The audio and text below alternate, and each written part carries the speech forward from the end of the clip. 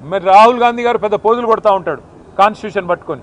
ఇగో మేము కాన్స్టిట్యూషన్ సంరక్షకులము, రాజ్యాంగ రక్షకులం అని చెప్తాడు. ఇదేనా మీరు రక్షించే పద్ధతి?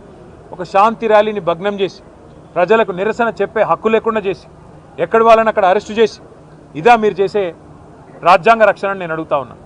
అందుకే శ్రీనివాస్ యాదవ్ గారు చెప్పినట్టుగా కోర్టుకి పోతాం, ప్రజలను కూడా జాగరూకులు చేస్తాం. జంట నగరాల అస్తిత్వాన్ని దెబ్బతీసే ప్రయత్నం చేస్తున్న ఈ తుగ్లక్ సర్కారుకు తప్పకుండా ప్రజాక్షేత్రంలోనే బుద్ధి చెప్తాము.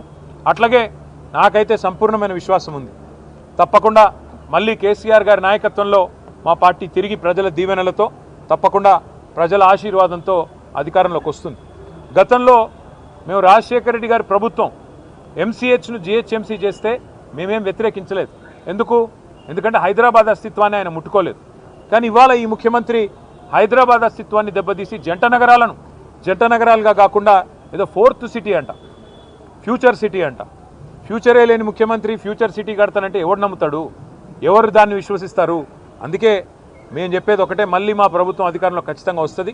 గతంలో 33 జిల్లాలు ఏర్పాటు చేసింది కేసీఆర్ గారి ప్రభుత్వం. 10 జిల్లాలు ఉన్న తెలంగాణని 33 జిల్లాలు చేసింది కేసీఆర్ ప్రభుత్వం.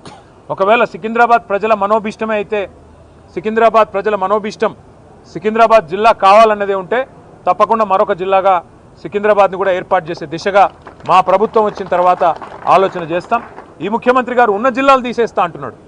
ఆయన కోపం ఏందో, ఆయన బాధ ఏందో మాకైతే అర్థం కావట్లేదు.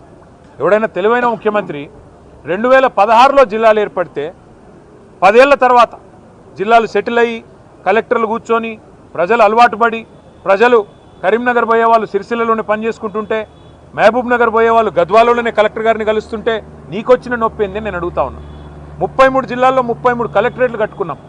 ఒక్కో కలెక్టరేట్ మీ మంత్రి కోమటిరెడ్డి వెంకటరెడ్డి చెప్పిండు, మేము చెప్పడం కాదు. ఇలాంటి కలెక్టరేటు ఏదైతే ఇక్కడ ఉన్నదో, భువనగిరి కలెక్టరేట్ చూసినాక కోమటిరెడ్డి వెంకటరెడ్డి ఆనాడు ఎంపీగా చెప్పినాడు, కొన్ని రాష్ట్రాల్లో సెక్రటేరియట్లు కూడా ఉండే ఇట్లా అని చెప్పినాడు. గంత అద్భుతంగా సెక్రటేరియట్ కంటే కూడా తలదన్నే విధంగా కలెక్టరేట్లు కట్టి ప్రజల దగ్గరికి పాలన తెచ్చి ప్రజల మనోభావాలను గౌరవిస్తే ఈ ముఖ్యమంత్రికి వచ్చిన ఇబ్బంది ఏంది, ఈ ప్రభుత్వానికి వచ్చిన ఇబ్బంది ఏందని మేము అడుగుతా ఉన్నాం.